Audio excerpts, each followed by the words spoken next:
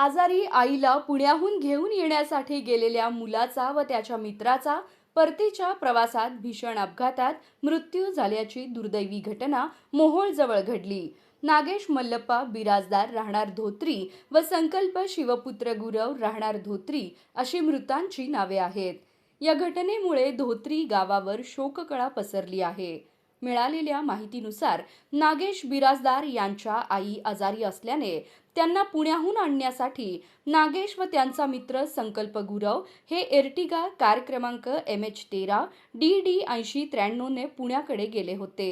मात्र काही कारणास्तव त्यांच्या आईचे येणे रद्द झाले, त्यामुळे दोघेही रात्री उशिरा पुन्हा धोत्रीकडे परत निघाले होते। दरम्यान मोहोळजवळ रात्री सुमारे 1 वाजण्याच्या सुमारास त्यांच्या एर्टिगा गाडीचा आणि ट्रक क्रमांक TN 54 R 8881 यांच्यात अपघात झाला। अपघात इतका गंभीर होता की दोघांचाही जागीच मृत्यू झाला।